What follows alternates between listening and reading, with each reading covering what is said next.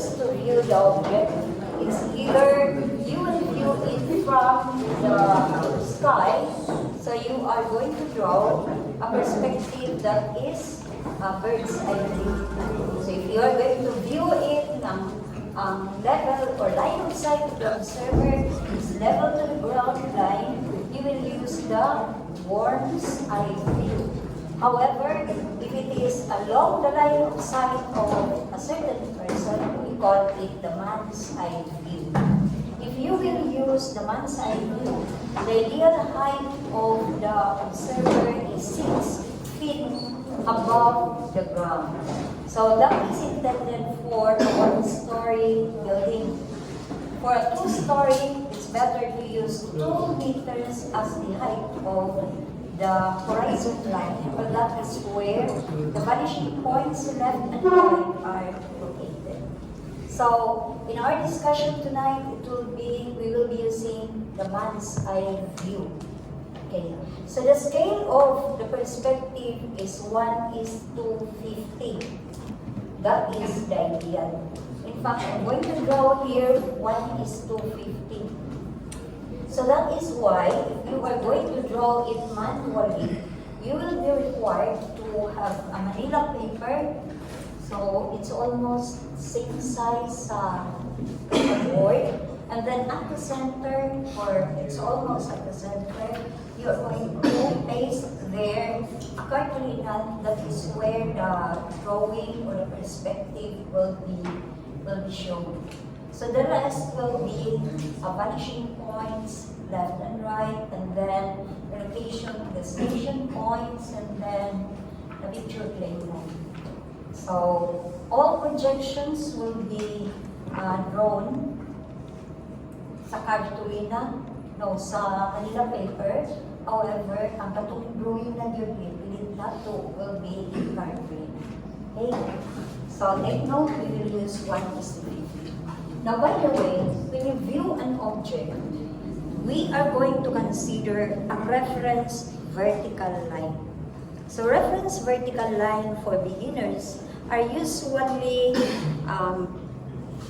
we use the corner of a certain structure.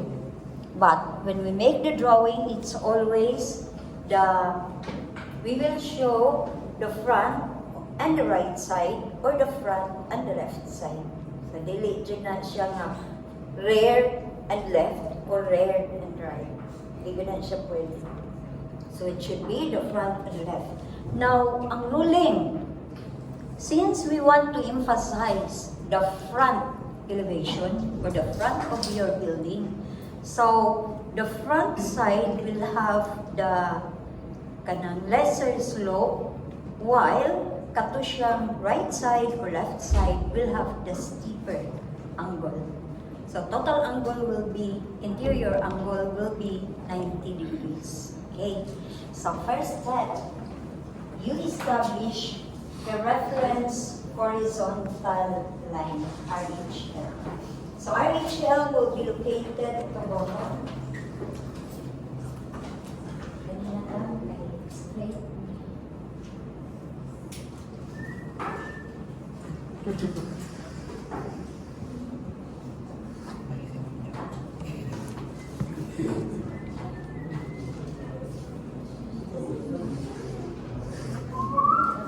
So in my previous 2 drawings, we draw the front and the left side. In your case, this is the 3rd time. We will show the front and the left side.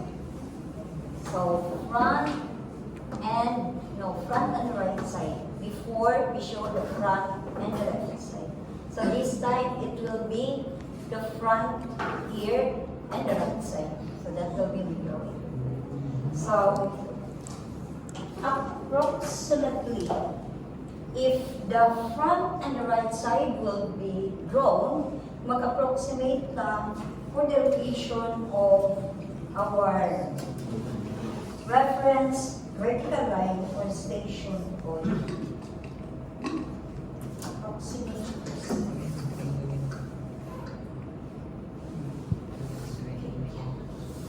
So approximately is somewhere here.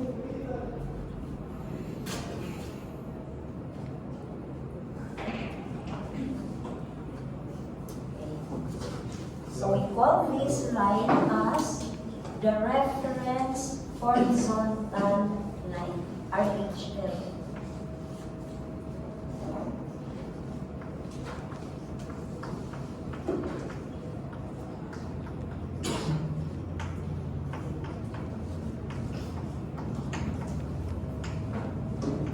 So the next step is to establish the reference vertical line. So the reference vertical line should be perpendicular to the reference horizontal line. So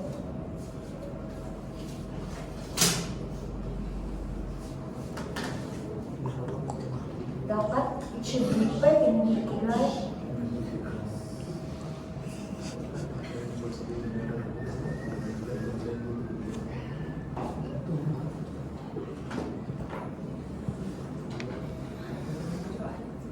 Next step, this point of intersection is called the station point.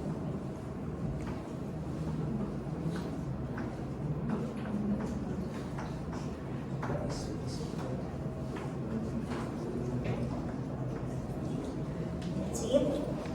And we call this one as our reference vertical line.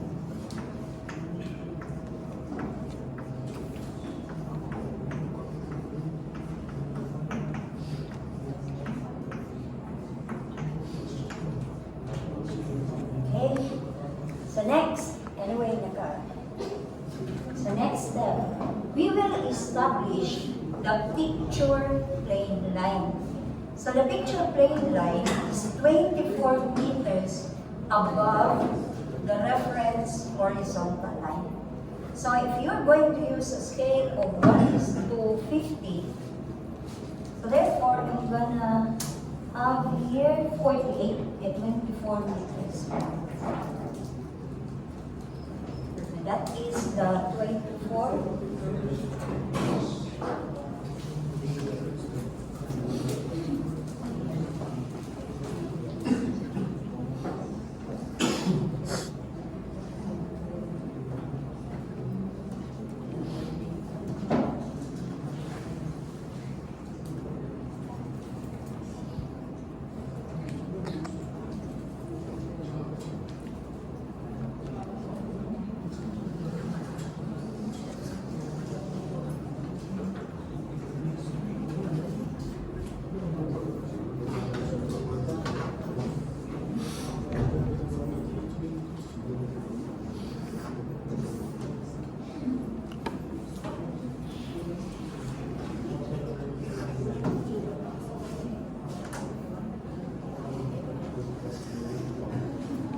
So this is the picture plane line.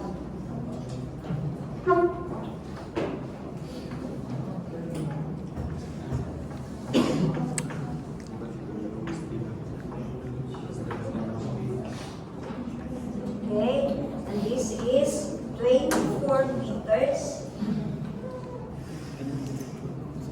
above the reference horizontal line. Okay. So, hello? Anyways, that is. So next step, we will establish the ground line. So the ground line is equivalent to h/3, and it is taken from the reference horizontal line. Take note in making the perspective, all measurements should be along the reference vertical line.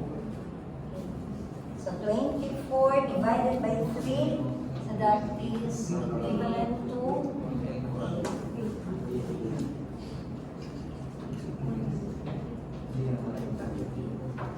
16.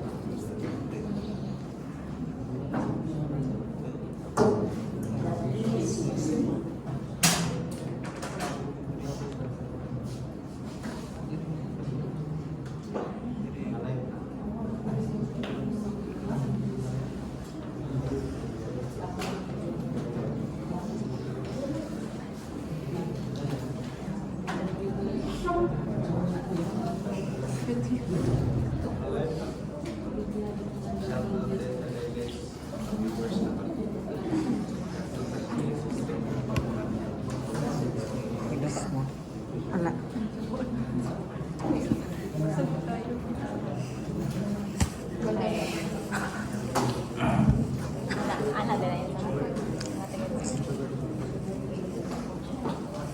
This is the h over 3, which is equivalent to 8 meters.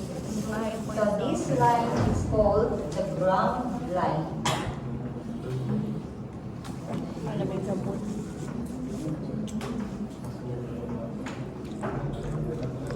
Alright, so next step, we are going to project an angle which is 30 degrees and 60 degrees on the other side. So if you will show the front and the right side of your building, front and right side, so therefore the 30 degrees angle is where the front should be located. The main reason is we want to emphasize the front. Always mention.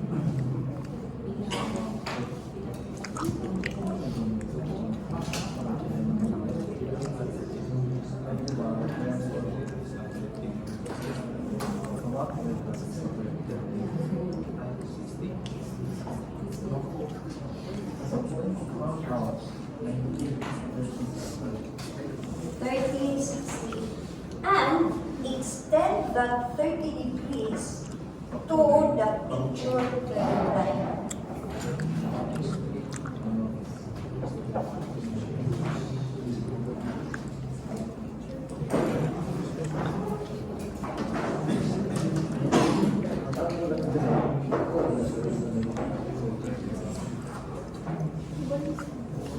Now this is the 30 degrees.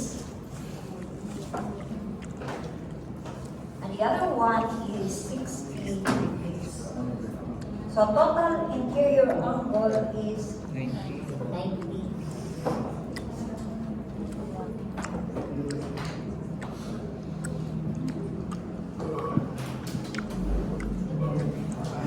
That's it.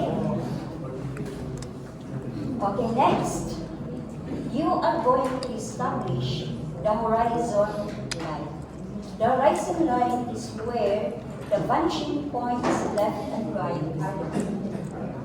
So, the horizon line is the one I told you that if you are going to draw a one-story structure, use 6 feet, or that is approximately 1.6 meters, try to convert.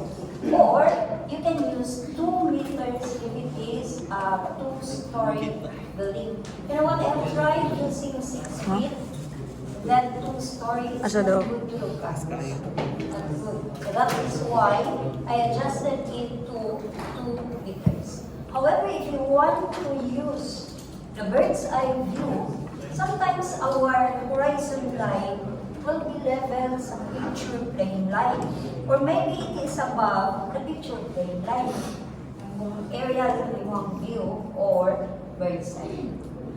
So, measure here from the ground line 2 meters.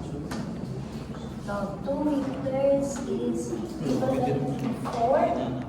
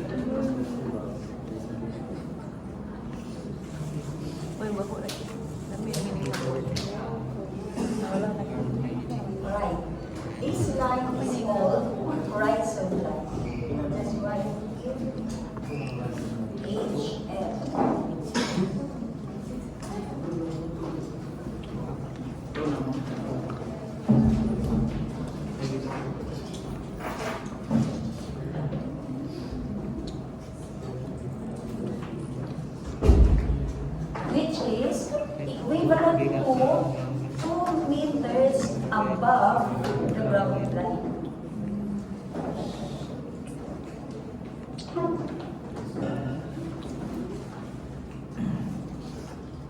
That is the principle. So,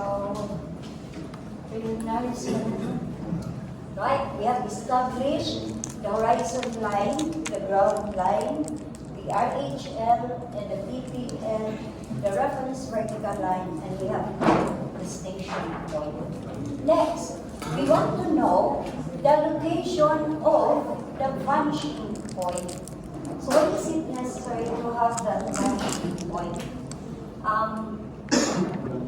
In drawing the perspective, the parallel lines is no longer parallel. So it will meet at a certain point, like for example, you're going to view a certain object. There is a point there where mag-meet ang sky o ang ground. Mao siya dito sa pikas. So, muna siya, this is the vanishing point, this is VPR, and this is VPL.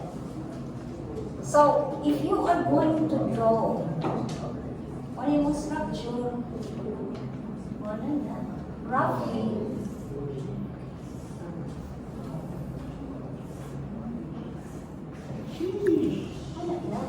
so what is gamit sa vanishing points left?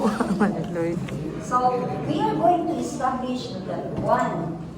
So, the vanishing point left and right should be projected, or it should be dropped from the picture plane line, create a 90-degree line perpendicular to the picture plane line, and drop it to the horizon line.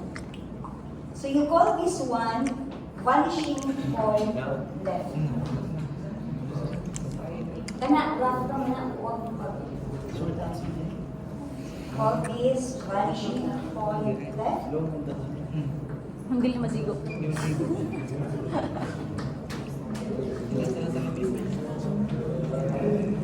Atong pandar. Naik nga scale ba? Ayaw, sakto nga scale. Ganito. And see to it that the dropping should be 90 degrees. Perpendicular din siya. The other side, we have here the point of intersection between the BPL and our projection of the angle. Grab it.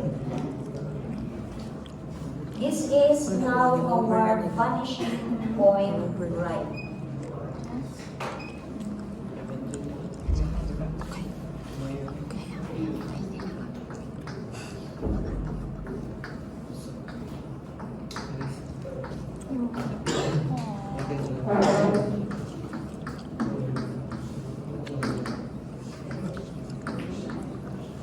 Okay, there.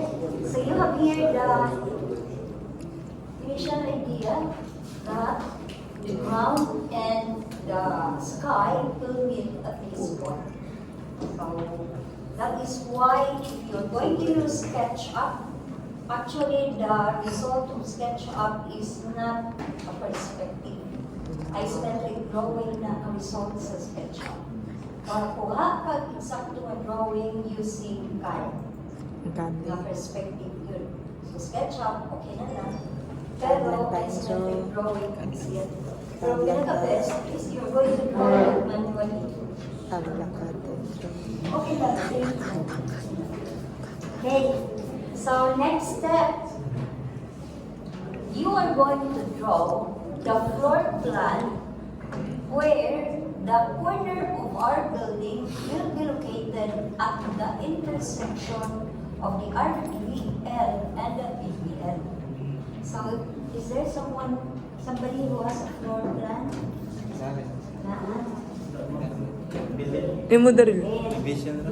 So, see to it that when you make your floor plan, the angle here should be similar to the angle below.